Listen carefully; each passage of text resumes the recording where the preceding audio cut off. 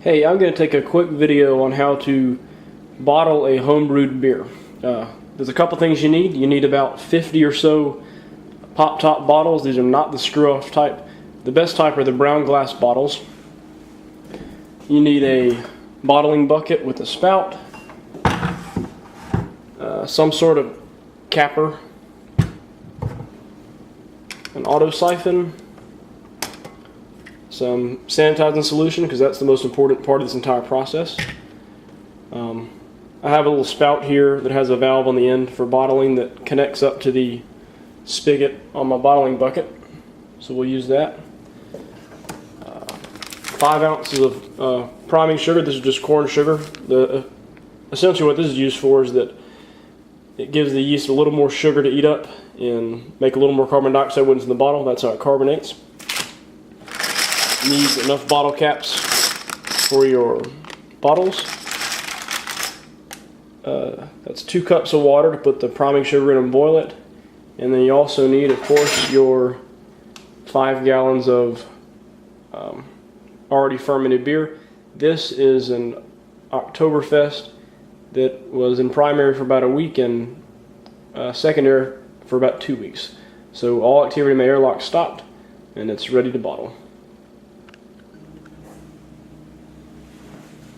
Okay, the most important step of this entire process is sanitation. So you have to sanitize everything that touches the beer. So what I do is I take my bottling bucket and I just go ahead and make my sanitizing solution in the bucket. So you take your Star San, and it's a half an ounce makes, I think it's 5 gallons. Let's see. Oops, on the back. Well, 1 ounce makes 5 gallons, so I need 2 ounces for this 5 gallon bucket. Glad I checked. There's a half ounce and 1 ounce. Then you just fill the bucket with a 5 gallon mark. I might have some marks on the sides here, so I know how full I am.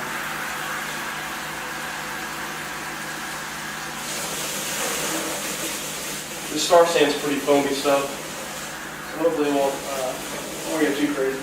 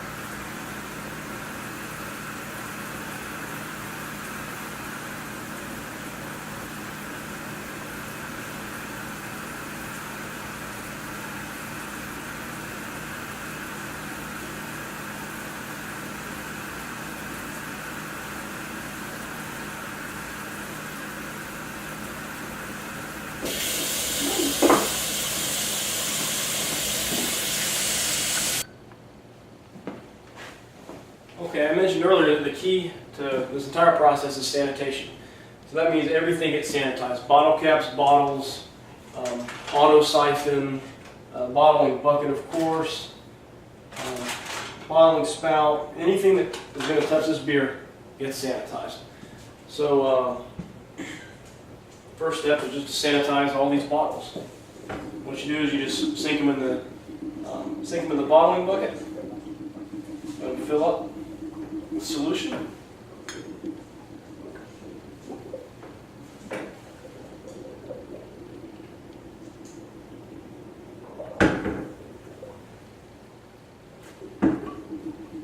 Stuff is pretty foamy.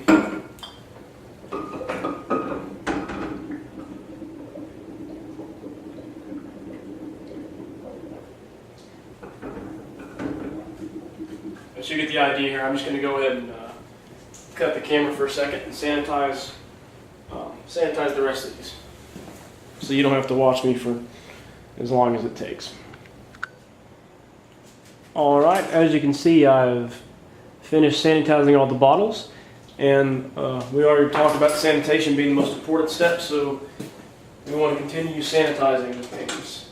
I'll go ahead and basically I'm just going to drop these all in the bucket. This is the auto siphon. That's the tube for this is the auto siphon. Goes into sanitizing solution. Bottling tube goes into sanitizing solution.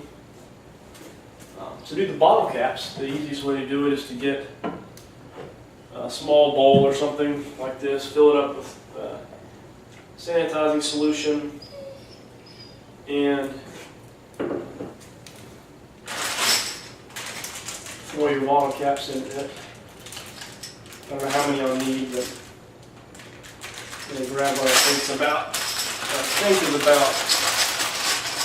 45 or 50 or so. If I need more, I'll put them in there later. So now, that ought to be plenty. So those are sanitizing, siphon, all that stuff is sanitizing as well.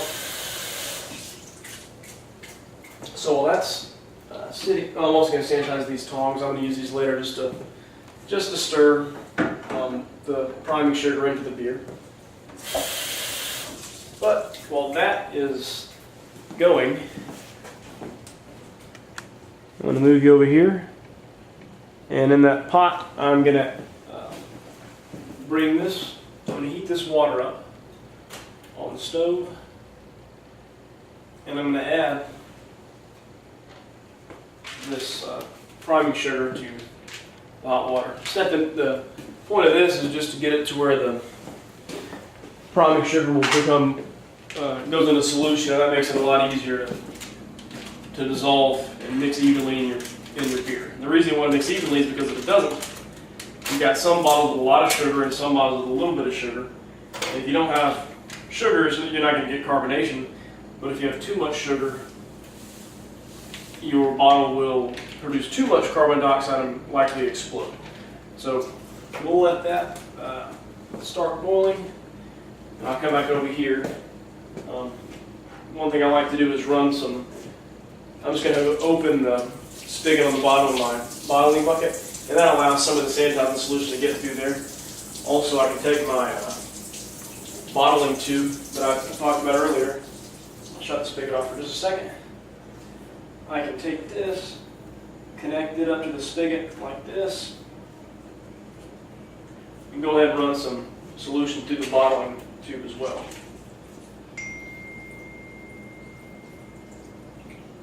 So that is pretty well sanitized.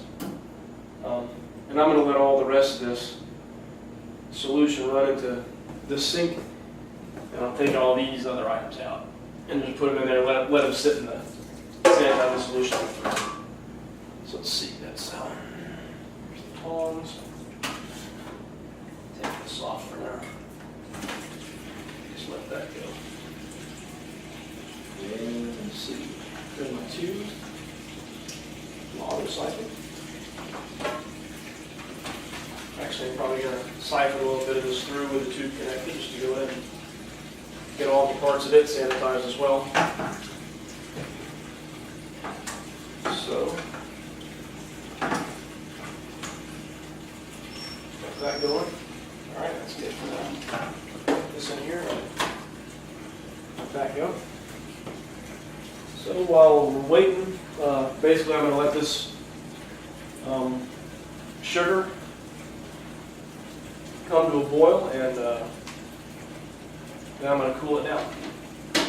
I don't know if you actually saw, forgot to have the camera off screen, but basically what I did over there, I'm letting the spigot go, have my all my stuff is draining into that sink, and everything's being sanitized over there. But I will, what I'm going to do, you want to cool the priming sugar solution down to a pretty, normal room temperature when you add to the bottling bucket, because you don't want to have boiling water and kill your yeast in your beer. So what I'm going to do is I'm going to make a little ice bath in the right sink. Then I'm just going to cool that pot down really fast.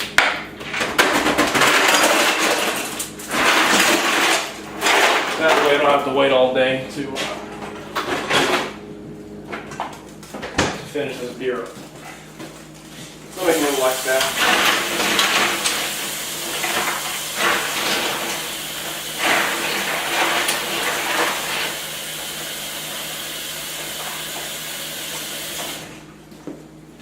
Just gotta wait for that sugar to boil.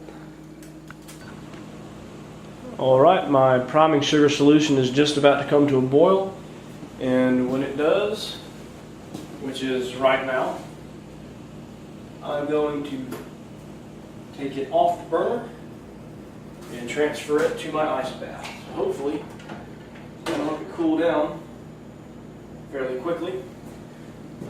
While that's cooling down, I'm going to go ahead and finish pouring the sanitizer solution out of this bucket, hopefully not all over the floor. I'm going to pour that out of this bucket, more on the floor. Close the valve while I'm thinking about it. Hopefully it'll foam out. I'm going to go ahead and have this set up and ready to go. That includes the, if I can find it, yeah, this tube right here.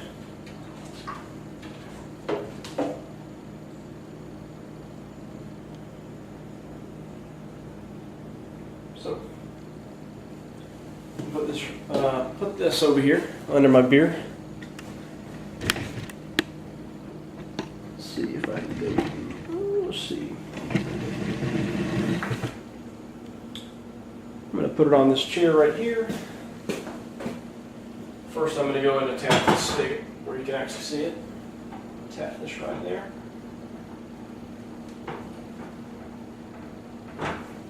And then, very close to the floor. And I'll put that here. Just so you can see what I'm doing, I got the bottle and bucket there, the beer there, and when that priming sugar, which is in the ice bath, when that cools off, I'm going to put the priming sugar in the bucket first, and then I'm going to siphon the beer from the carboy into the bottling bucket on top of the priming sugar. Once I get all the beer in there, I'm going to give it a couple of stirs with that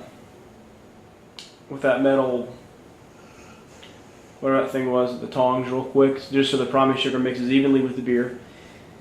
And then the idea is to, you need to bottle the beer, leave them all open, and cap them in the order you bottled them. And the reason being is that you want the headspace above the beer to be able to have a chance to fill up with carbon dioxide that's being produced by the yeast and the sugar before you bottle it. So the first one you bottle will have a longer amount of time than the last one to do that. So that's why you cap it first. You fill them all, and then you cap in the order you filled. But I'm going to come right back to you in a second after this priming sugar cools off. Alright, the priming solution is finally cooled off. So I'm going to go ahead and take it and move it over here to the bottling bucket. Pour it in. And next, take the auto siphon. It's currently full of sanitizer solution. It's fine, it's just got a little bit in there. I'll take that. A little bit of solution is not going to hurt anything, but bad sanitation will. I'm going to take that, take the stopper and airlock out of my carboy, and I'm going to go ahead and start transferring the beer to the bottling bucket. Look, that's not going to work. A little closer. A little higher. Nah, something's got to work. Wait here for just a second until it starts.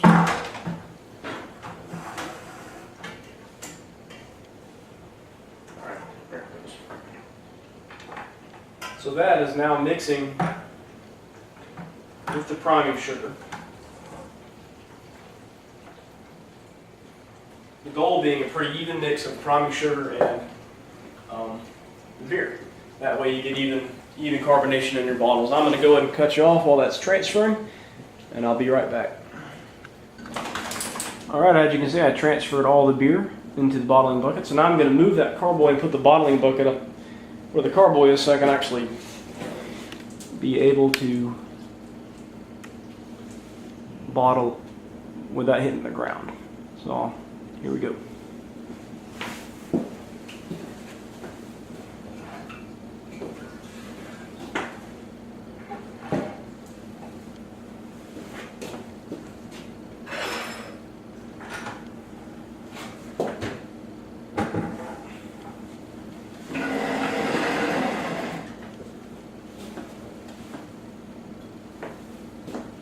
Make sure you can see the bottom of this.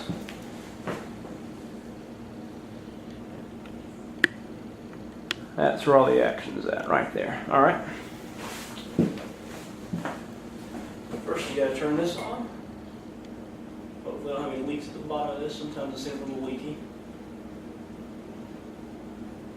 Please don't be.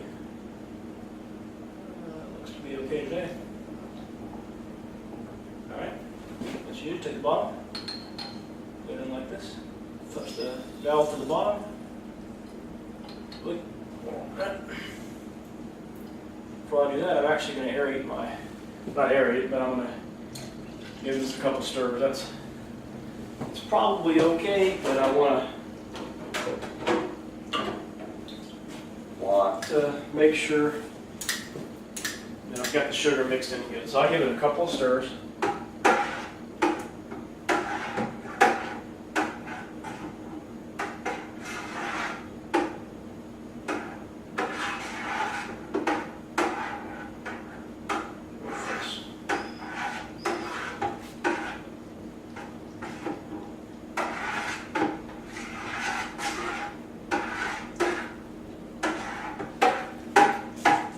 Okay, that ought to be enough to make sure that sugar is evenly distributed. And I'll go back to bottling now, actually.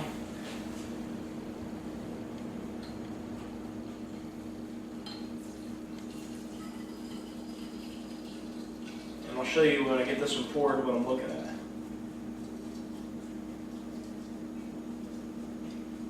Basically, you want to leave about a little more headspace than that. About 2 inches of headspace. So what you're looking at is a bottle that looks about like that. And I got to keep track of how I'm doing these, so I'm going to put the first ones about near me. And then as I go, I'll put them further back in rows going this direction. That way I keep track of how many of the bottles basically which one I bottled first, and those will be the ones that cap first. I'll fill a couple bottles up, and then I'll cut you off. I'll fill the rest of them up, and then I'll be back.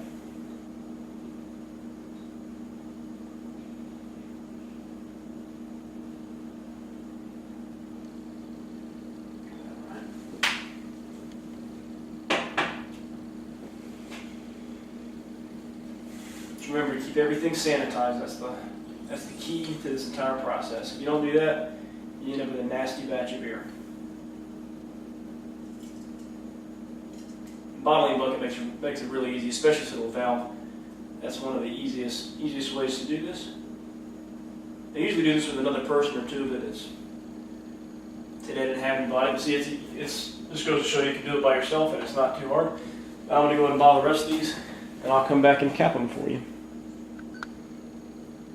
Okay, I got 48 bottles bottled and half of another one, so I'm going to cap that one anyways, but that's the next step is just cap them. I'm going to move that bottle and bucket out of the way and show you how you cap them.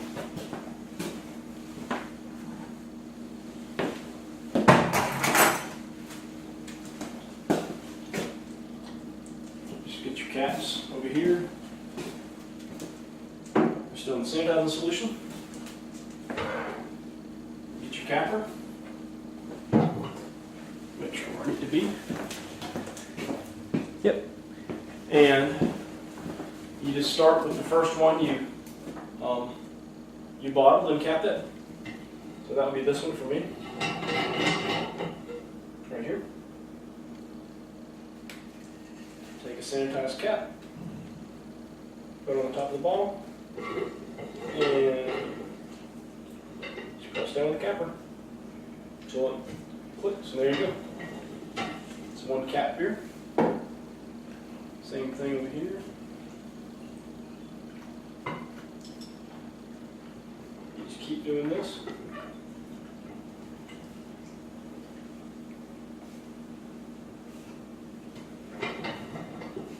And you just continue to repeat this process until you have capped all of your beers.